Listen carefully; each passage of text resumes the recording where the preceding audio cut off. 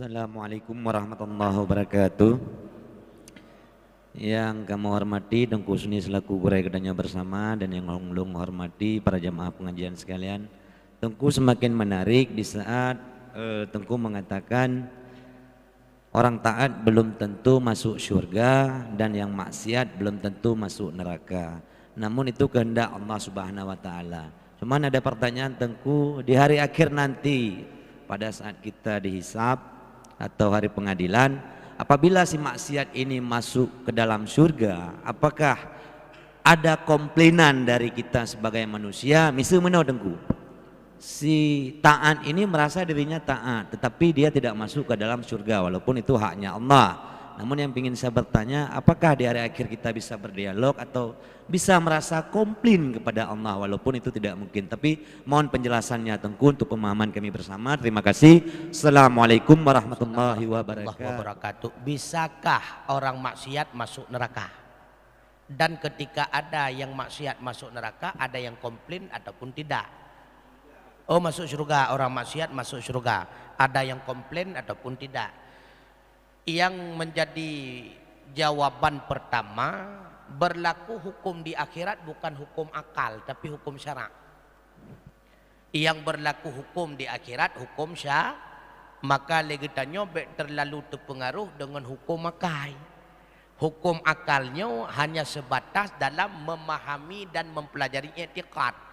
Sedangkan hukum yang berlaku di akhirat hukum syara'. Taat surga, maksiat neraka. Hanya hukum yang berlaku di akhirat. Makanya kerja ulun tuan garis bawahi munau, lam syurga ban bandum urung taat, lam neraka ban bandum urung maksi. Nyen awai lun garis bawahi munau supaya bek salah waham untuk bek salah mufhum. Siapa yang menjadi penghuni surga? Semuanya orang taat. Siapa yang menjadi penghuni neraka? Semuanya orang maksiat, bahkan orang kafir. Artinya tidak ada yang berlaku di akhirat tinjauan hukum syara' si maksiat masuk surga. Hana ya. Mana laga musana hana nana lahe kita nyokan lenjih maksiat Tengku. Yang hakikat yang tersembunyi dia taat hana ada boleh kita nyok. Hina aku le kenang pengut le kita nyongen yang takkan lewat mata.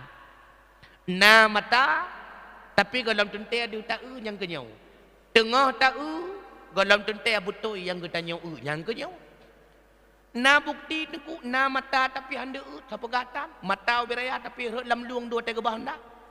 Yang ke bukti na mata handa mata beraya ni batai yang tipak, beraya saduk mata neraya ni batai yang tipak cit. Maka secara zahiriah bisa saja kita katakan dia itu maksiat, tapi secara hakikatnya dia itu bukan ahli maksiat. Bahkan menan, rupanya semua kemaksiatannya sudah ditanggung oleh manusia yang lain. Kenapa? Karena manusia yang lain berbuat zalim kepadanya. Lahir di maksiat, temayangtan, puasahan. Rupanya iji dibunuh. Maka semua dosanya dikembalikan kepada si pembunuh. Lahir dia ahli maksiat. Hakikat bukan lagi ahli maksiat karena semua dosanya kagejuk kepada si pelaku zalim. Lahir tak kait Tengku. Ataupun sebaliknya, yang kita nyokalan maksiat, tapi yang gepubuat le beliau nyen kan maksiat salah tak kalon. Pernah lentuan cerita awal, Sidro Aulia Allah gejak bertempat pelacuran ikalan le manusia umumnya, berarti beliau itu melakukan maksiat dina. Karena ikalan getamang bertempat pelacuran.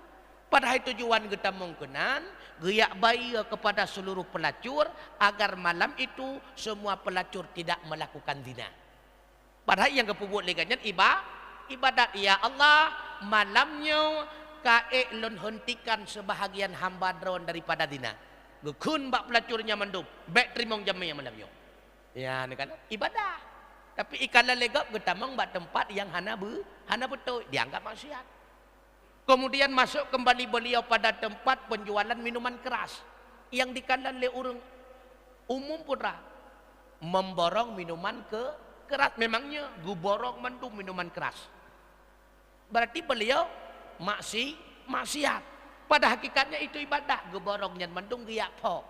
supaya beijib minuman keras malamnya. Ya Allah, malam ini sudah dapat aku hentikan sebahagian hambamu daripada mabuk-mabukan. Maka bisa saja yang getanya kalian tertipu cukup lah.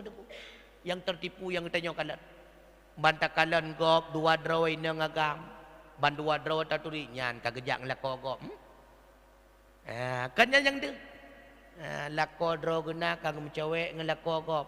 Hana tepu oleh kanyan. Padahal abangnya balik ke daftar draw ba ojek online rupanya RBT.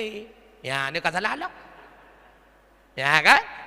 Maka bisa saja yang kita lihat melalui mata itu maksiat, tapi hakikat itu bukan maksiat. Tapi perlu dipahami yang masuk dalam surga hana urang maksiat. Mandum-mandum urang bersih daripada maksiat. Artinya ahli taat. Wallahu a'lam bishawab.